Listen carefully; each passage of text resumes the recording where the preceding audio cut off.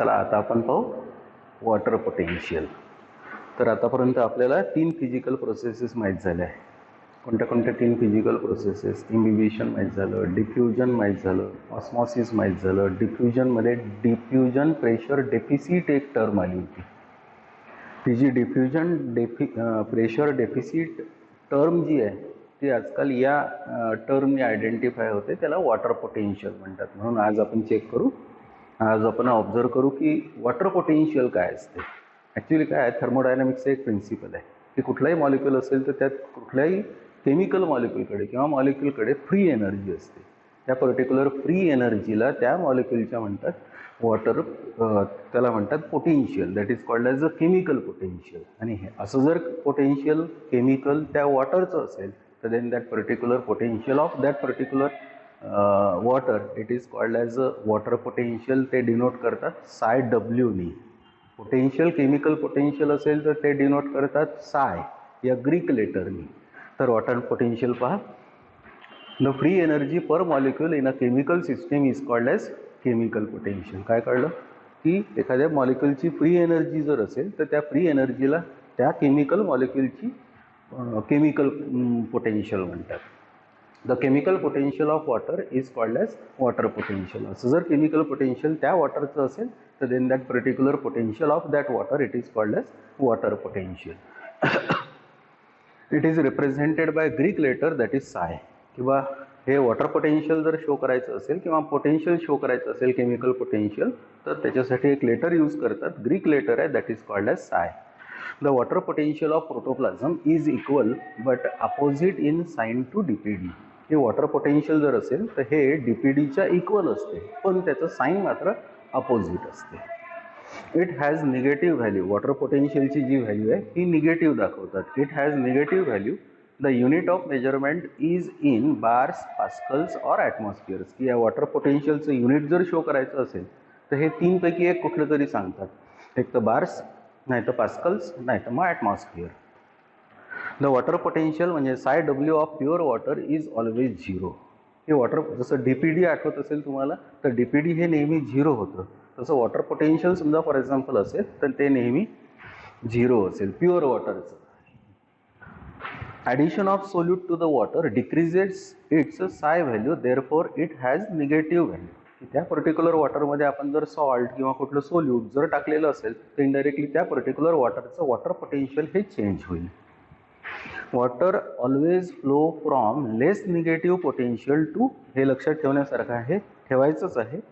Water always flow from less negative potential to more negative water potential. Water कसं move होईल? From less negative potential to more negative water potential. That is from, त्याचं meaning simple meaning खाली दिलेलं आहे, that is from high water potential area to the low water potential area. म्हणजे नेहमी वॉटरची movement असेल तर हाय वॉटर पोटेन्शियल एरियाकडून low water potential एरियाकडे.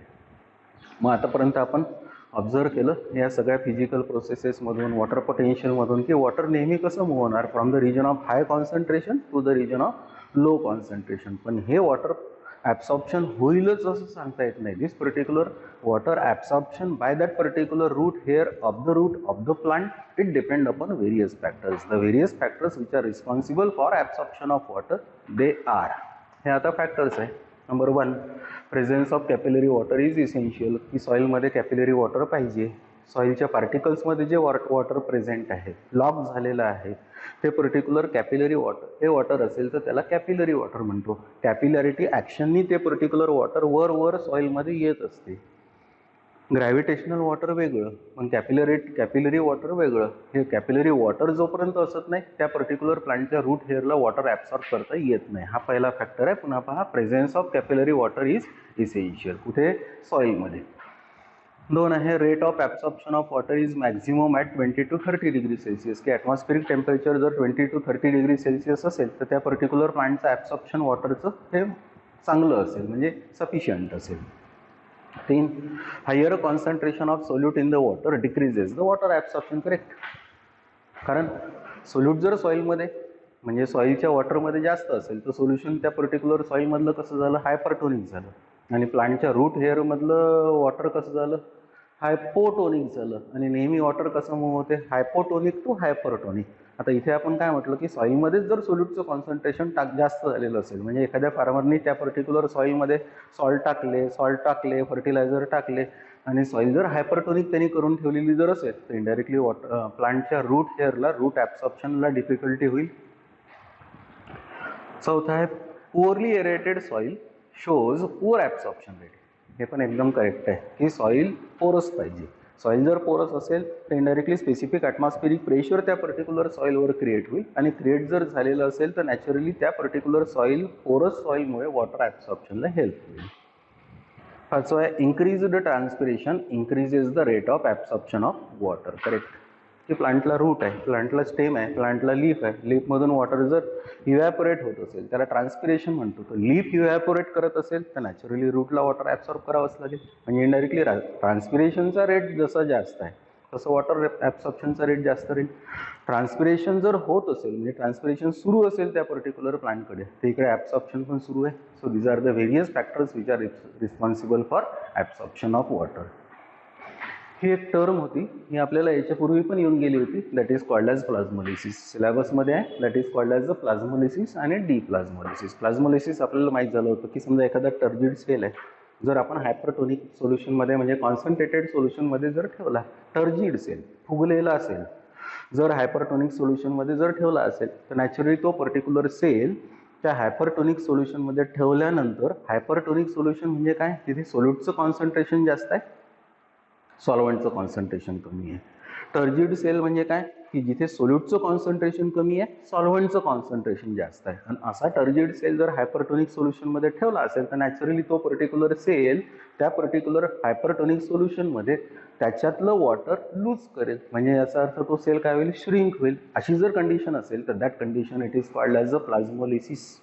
That is called as plasmolysis. पण याला आपल्याला रिव्हर्स पण करता येईल की जो सेल आहे, ज्या सेलने वॉटर लूज केलेलं आहे, ज्या सेलला आता आपण फ्लॅसिड सेल म्हणतो, त्या पर्टिक्युलर सेलमध्ये टर्गर प्रेशर आता कमी आहे, तोच सेल समजा आपण आता घेतला, बीकरमध्ये घेतला आणि बीकरमध्ये घेऊन समजा फॉर एक्झाम्पल बीकरमध्ये डायल्यूट सोल्युशन म्हणजे हायपोटोनिक सोल्युशन जर घेतलं तर इनडायरेक्टली तो फ्लॅसिड सेल हायपोटोनिक, फ्लॅसिड सेल म्हणजे काय की ज्या पर्टिक्युलर सेलमध्ये सोल्यूटचं कॉन्सन्ट्रेशन जास्त, सॉल्वंटचं कॉन्सन्ट्रेशन कमी.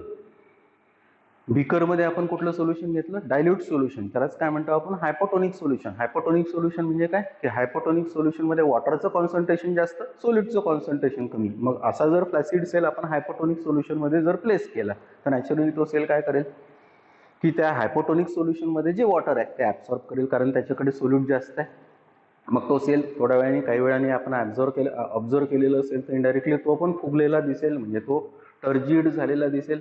म्हणजे फ्लॅसिड सेल टर्जिड सेलमध्ये कन्वर्ट होत असेल by keeping that particular cell into the hypotonic solution. This particular condition it is called as a deplasmolysis. So one is called as a plasmolysis, another it is called as a deplasmolysis. बघा, प्लाझ्मोलिसिस.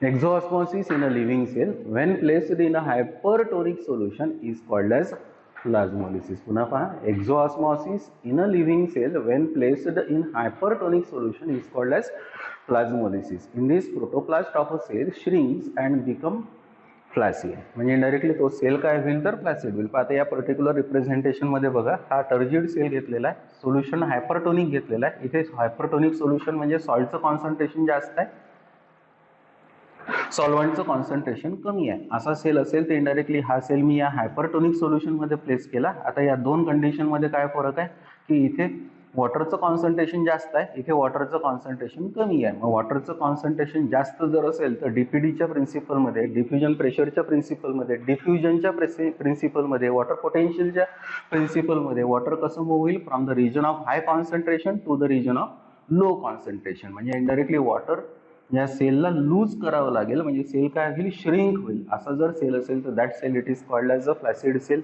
दिस particular process it is called as a प्लाझ्मोलिसिस.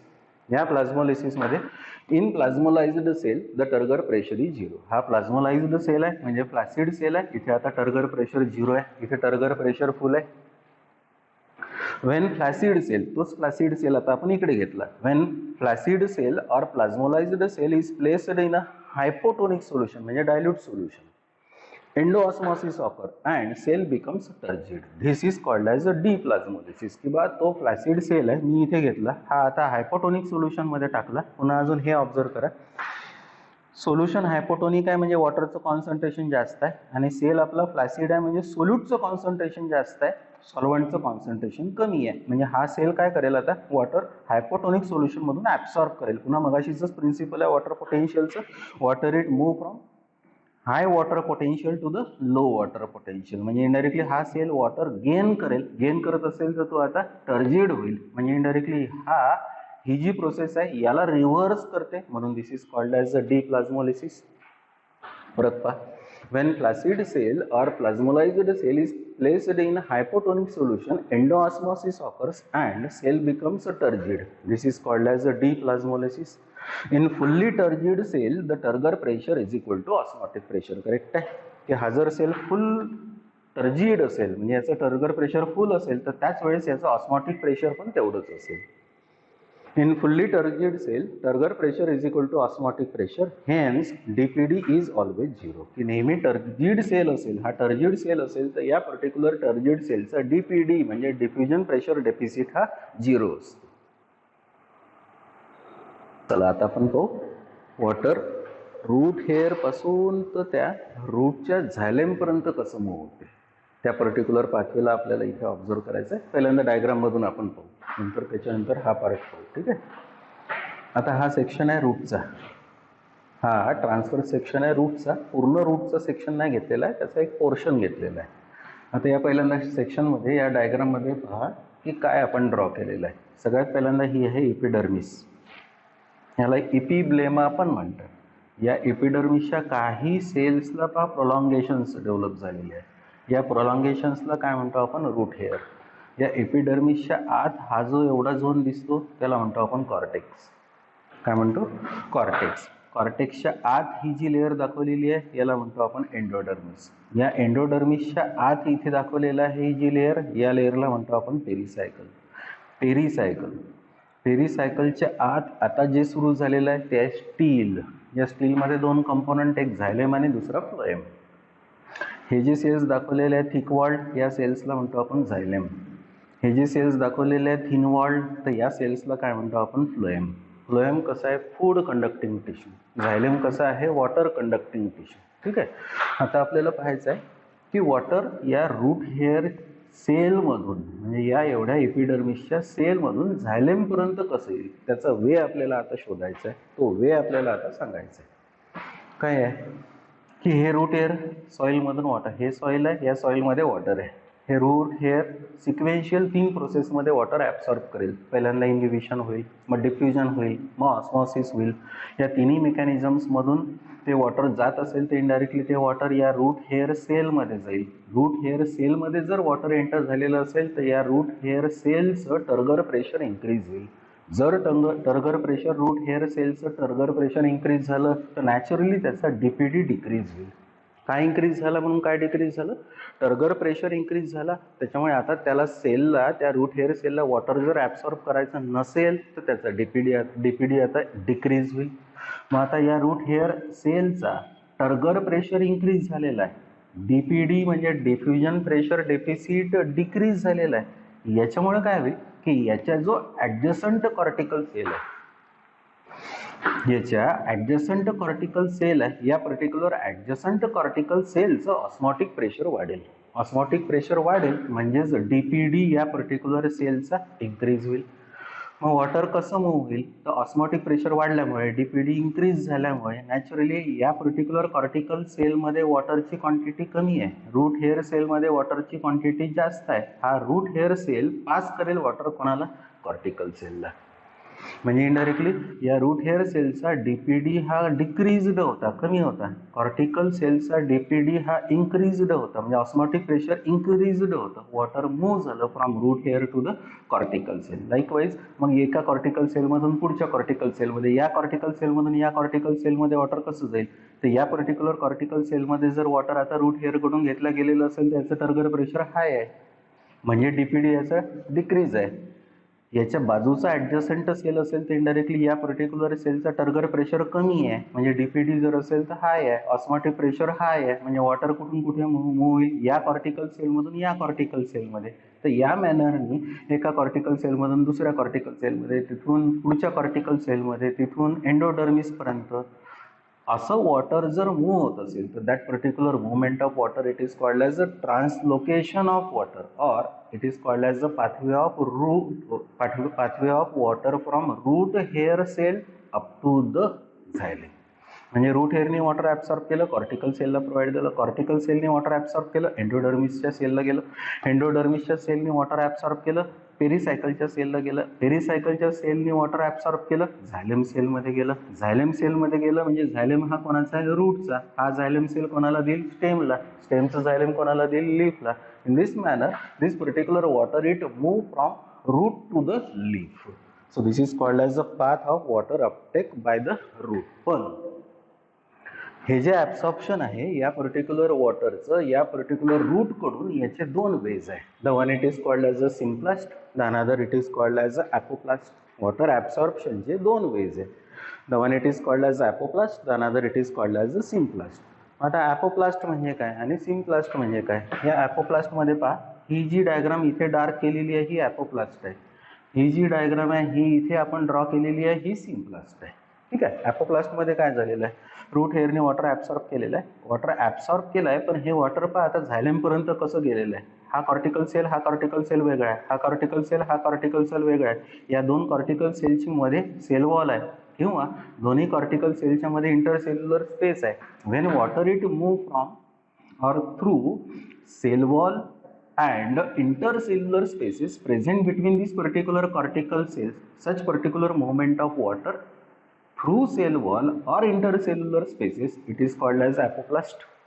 It is called as apoplast. आता दुसरा वे पहा, या root हेअरने water absorb सॉइलमधून केलेलं आहे, तीन processes झालेल्या आहे, इम्बिबिशन झालं आहे, डिफ्युजन झालं आहे, ऑस्मॉसिस झालेलं आहे, सगळे प्रेशर क्रिएट झालेले आहे. पण हे जे वॉटर आहे हे थ्रू सेल वॉल किंवा इंटरसेल्युलर स्पेसेसमधून मूव्ह न होता ते water cell to cell, cell to cell, cell to cell म्हणजे सेलच्या आत जाऊन, आता दोन सेलच्या मध्ये सायटोप्लाझ्मिक कनेक्शन्स असतात, त्या सायटोप्लाझ्मिक कनेक्शन्सला प्लाझ्मोडेझमॅटा म्हणतात. काय म्हणतात? प्लाझ्मोडेझमॅटा. म्हणजे इनडायरेक्टली एका सेलमधून दुसऱ्या सेलमध्ये, दुसऱ्या सेलमधून इथे या सिम्प्लास्टमध्ये cell wall intercellular membrane involve होणार नाही. या पर्टिक्युलर सिम्प्लास्टमध्ये सेलच्या आतून वॉटर जर मूव्ह होत असेल तर indirectly that particular path of this particular water it is called as a symplast. काय डिफरन्स आला ॲपोप्लास्टमध्ये आणि सिम्प्लास्टमध्ये? ॲपोप्लास्टमध्ये वॉटर मूव्ह होईल पण पाथ कशाचा राहील? सेल वॉल आणि इंटरसेल्युलर स्पेसेसचा. सिम्प्लास्टमध्ये पण वॉटर मूव्ह होईल पण पाथ कशाचा राहील? Cell to cell, cell to cell म्हणजे इनडायरेक्टली सिम्प्लास्टमध्ये लिव्हिंग सेलमधून वॉटर मूव्ह होईल, तर ॲपोप्लास्टमध्ये cell wall, intercellular spaces, non living थिंगमधून वॉटर मूव्ह होईल. So these are the two pathways of entry of water into the xylem of the root from the root hair cell. Correct? आता आपण हे observe करू, आपण काय writing केलेलं आहे.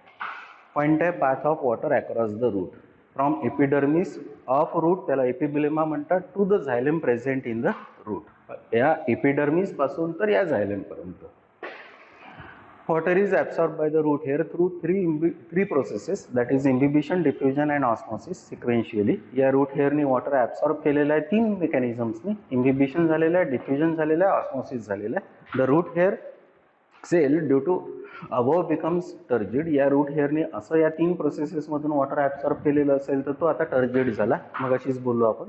The turgor pressure of root hair cell increases but its DPD value decreases. की या रूट हेअर सेलचं जर टर्गर प्रेशर आता इंक्रीज झालेलं असेल तर डीपीडी काय झालेलं आहे? डिक्रीज झालेलं आहे. डीपीडी म्हणजे diffusion pressure deficit. Now the cortical cell inner to the root hair cell increases DPD because its osmotic pressure is more. आता या रूट हेअरचं आताच आपण सांगितलं की टर्गर प्रेशर इंक्रीज झालं असेल तर याच्या ॲडजस्टंट जो कॉर्टिकल सेल आहे त्याचा ऑस्मॉटिक प्रेशर हाय आहे, त्याच्यामुळे त्याचा डीपीडी इंक्रीज झालेला आहे. Therefore, cortical cell suck water from turgid root hair cell and becomes a turgid. त्याच्यामुळे काय झालं की ह्या पर्टिक्युलर रूट हेअर सेल मधून कॉर्टिकल सेलनी वॉटर ॲब्सॉर्ब केल्यामुळे कॉर्टिकल सेल आता टर्जिड झाला and it becomes turgid. The flaccid root hair cell now absorbs water from the soil. आता या रूट हेअर सेलमधून वॉटर जर कॉर्टिकल सेलमध्ये गेला असेल तर नॅचरली रूट हेअर सेल तर फ्लॅसिड होईलच, आणि तो फ्लॅसिड झालेला रूट हेअर सेल असेल तर तो सराउंडिंग कंडिशनमधून वॉटर ॲब्सॉर्ब करेल. The water from turgid cortical cell move to the endodermis, pericycle and finally to the xylem. आता या कॉर्टिकल सेल मधून मगाशी सांगितल्याप्रमाणे वॉटर कॉर्टिकल सेल मधून एंडोडर्मिस, नंतर पेरिसायकल आणि सगळ्यात शेवटी कुठे एंटर होईल तर झायलेम. This absorption is continuous process and a sort of hydrostatic pressure develop on the living root hair cell called as root pressure. की असं प्रेशर एक या वॉटर मुवमेंटमुळे जर या रूट हेअरवर जर किंवा त्या सेलवर जर क्रिएट होत असेल तर that particular pressure which is developed on that particular root hair cell it is called as root pressure, और hydrostatic pressure which is developed on the root hair cell is called as a root pressure. Due to this root pressure, water is forced into the xylem from the pericycle. आपण मगाशी सांगितलं किंवा आपण सांगू की maximum या particular पाथमध्ये water endodermis पर्यंत येत असते, याच्या पुढे ते पुश करावं लागते, पण पुश करायसाठी जे प्रेशर लागते that pressure it is called as a route pressure. So due to this root pressure, water is forced into the xylem from pericycle. की त्या रूट प्रेशरनी इथे एंडोडर्मिस पर्यंत वॉटर आलेलं असेल तर ते पेरिसायकल आणि झॅलम पर्यंत फोर्स होईल. Path of water across the root occurs by two ways, that is apoplast and the symplast. की बा ही जी पाथ आहे या पर्टिक्युलर वॉटर मुवमेंटची अप टू द झायलेम ही दोन टाईपची आहे, दोन प्रकारची आहे. One it is called as apoplast, the another it is called as a symplast. पहिल्यांदा अपोप्लास्ट चेक करा, दुसरं सिम्प्लास्ट. मगाशी मिनिंग केलं होतं आपण थ्रू इंटरसेल्युलर स्पेसेस और through cell wall it is called as a apoplast, आणि दुसरं थ्रू सेल सायटोप्लाझम और protoplasm it is called as a symplast apoplast pathway. When some amount of water passes across the root through cell wall and intercellular spaces of the cortex, it is called as apoplast pathway. But this pathway occurs up to the endodermis. म्हणजे हे particular water या intercellular स्पेसेसच्या मधून किंवा मग sale wall मधून जात असेल तर that particular thing it is called as apoplast. दुसरं symplast pathway. When water passes across from one living cell to the other living cell through plasmodesmata, it is called as a simplast pathway. म्हणजे एका सेलमधून दुसऱ्या सेलमध्ये, पण living सेलमधून म्हणजे सायटोप्लाझममधून सायटोप्लाझममध्ये through connections, त्याला प्लाझ्मोडेस्माटा म्हणतात, तिथून जर वॉटर मूव्ह होत असेल याच्यात cell wall intercellular membrane involve होत नाही, म्हणून याला काय म्हणतो आपण सिम्प्लास्ट.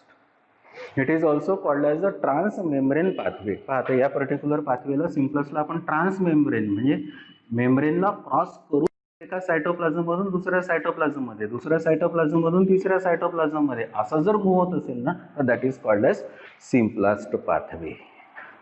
चला आता आपल्याला पाहायचं आहे मेकॅनिझम ऑफ ॲब्सॉर्प्शन. म्हणजे आतापर्यंत आपण काय पाहिलं की रूट हेअरनी वॉटर कसं ॲब्सॉर्ब करायचं. आता आपल्याला पाहायचं आहे की प्लांटने पूर्ण ॲब्सॉर्ब वॉटर कसं करायचं, आणि प्लांट वॉटर ॲब्सॉर्ब करायचं कुठलं मेकॅनिझम असते. So there are two different mechanism of absorption of water. The one is called as passive absorption, the another it is called as active absorption. खूप सोपं आहे. Passive absorption म्हणजे काय, असं absorption of water की ज्या particular ॲब्सॉर्प्शनला कुठल्याही एनर्जीची रिक्वायरमेंट नसते, no expenditure of energy in the form of ATP. मग तुम्हाला सर असं कसं होईल, तर त्याची डेफिनेशन पहा पॅसिव्ह ॲब्सॉर्प्शनची, त्याच्यावरून आयडिया लक्षात येईल. पॅसिव्ह ॲब्सॉर्प्शन कशाला म्हणतात, the process of absorption of water by the plant with the help of root but force develop by the shoot.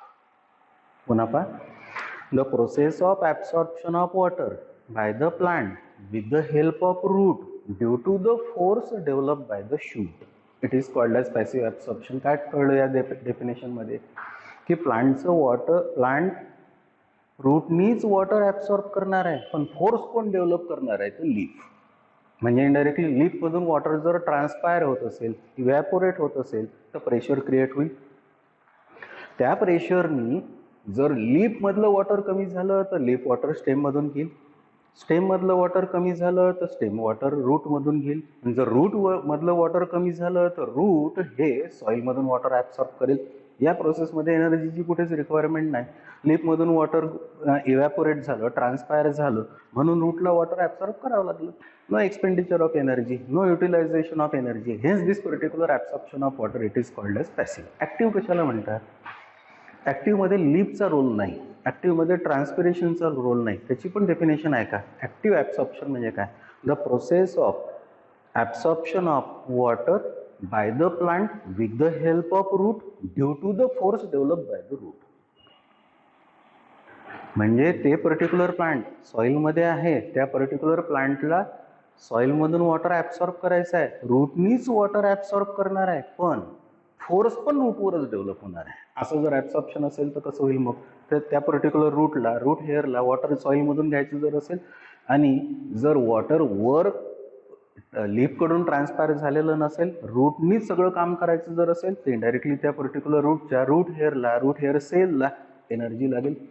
म्हणजे याचा अर्थ त्या रूट हेअर सेलची एनर्जी जर यूज होत असेल आणि त्यांनी जर ते particular root hair water absorb करून ट्रान्सफर करत असेल तर then that particular absorption it is called as active. म्हणजे ॲक्टिव्ह आणि पॅसिव्ह किंवा पॅसिव्ह आणि ॲक्टिव्हमध्ये डिफरन्स काय? ते पॅसिव्हमध्ये there is no expenditure of energy.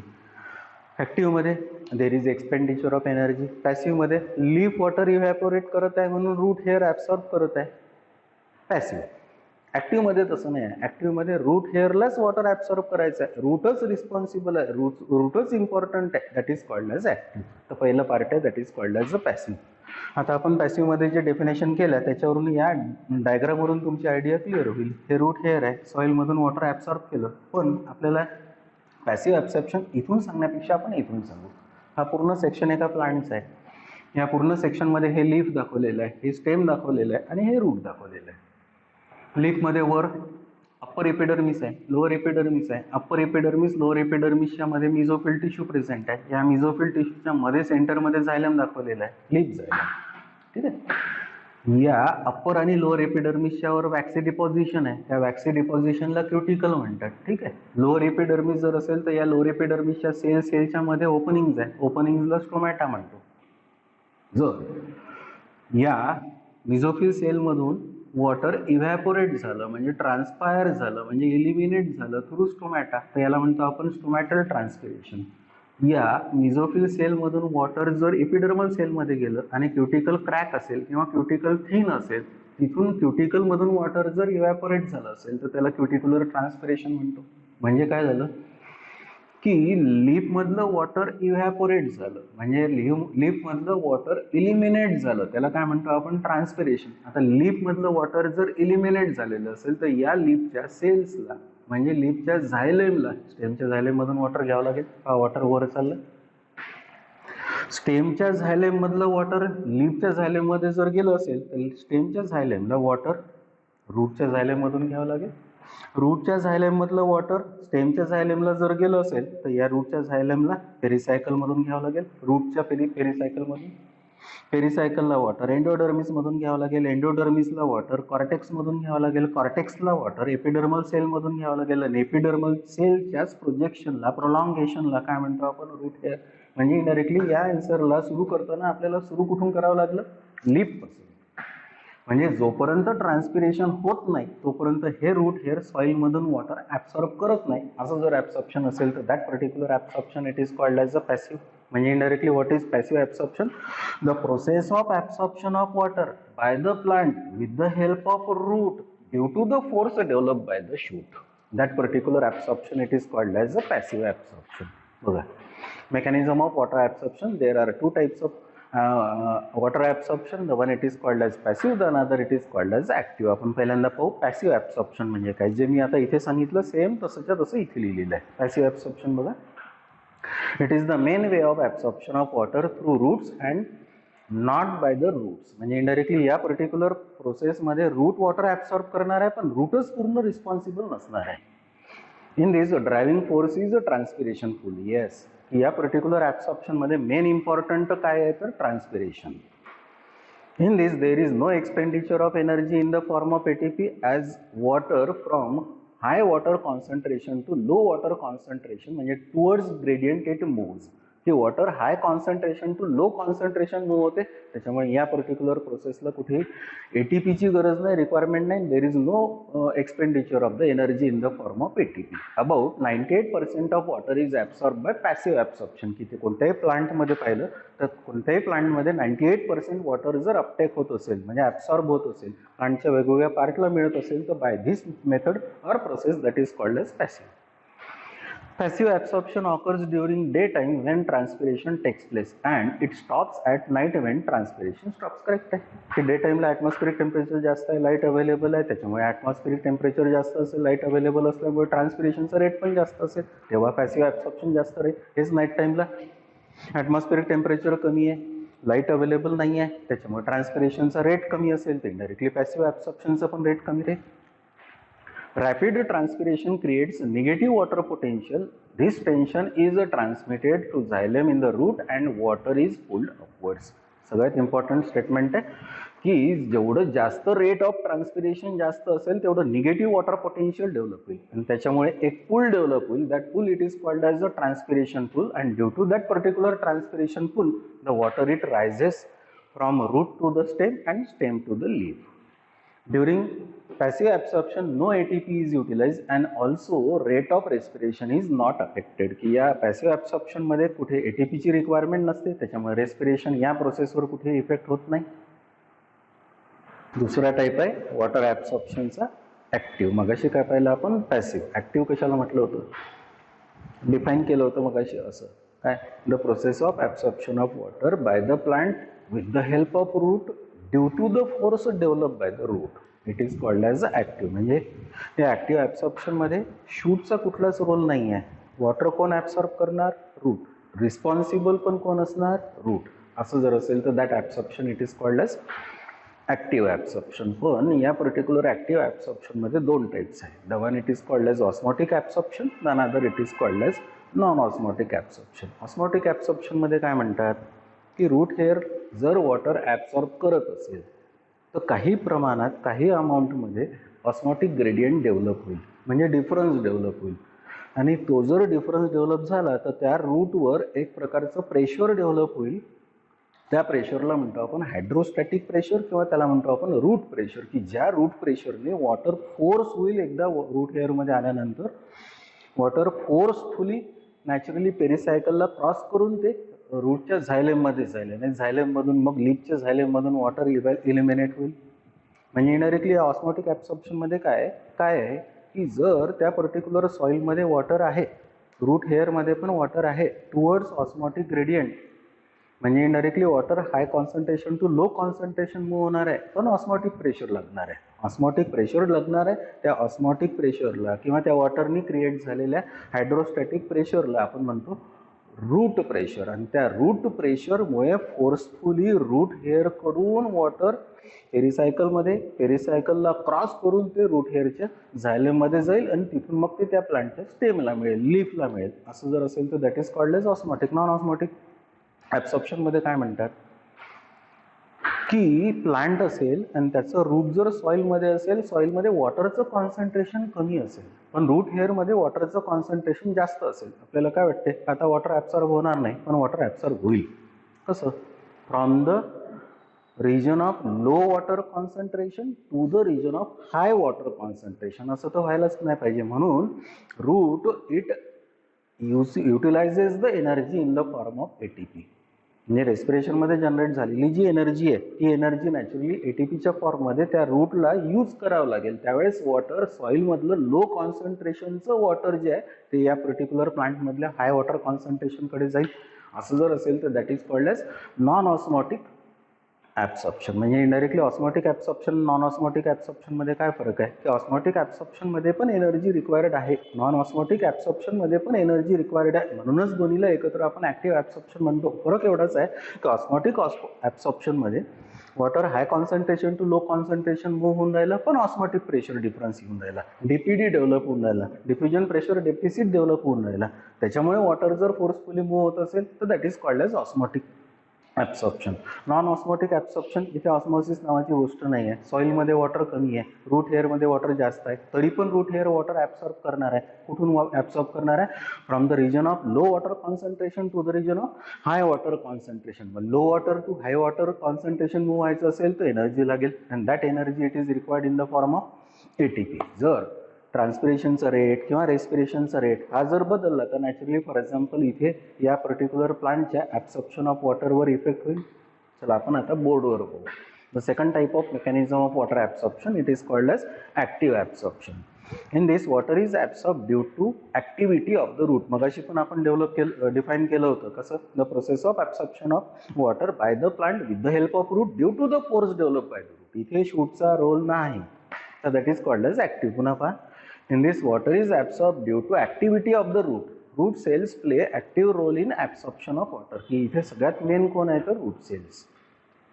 The driving force in this is root pressure developed in the living cells of the root. की या पर्टिक्युलर ॲक्टिव्ह ॲब्सॉर्प्शन मध्ये मेन ड्रायव्हिंग फोर्स कुठे डेव्हलप होऊन राहिला तर फक्त रूटमध्येच. म्हणजे रिस्पॉन्सिबल त्या ॲब्सॉर्प्शनसाठी फक्त कोण आहे तर रूटच आहे. It occurs at night time when the transpiration stops. Yes, पॅसिव्हमध्ये कसं होतं की ट्रान्सपिरेशन होत होतं म्हणून वॉटर रूटकडून ॲब्सॉर्ब केलं जात होतं. आता हे जे पॅसिव्ह ॲब्सॉर्प्शन आहे हे मेनली केव्हा होईल तर नाईट टाईमला, कारण त्यावेळेस ट्रान्सपिरेशनचा रेट फार कमी आहे किंवा निग्लिजिबल आहे.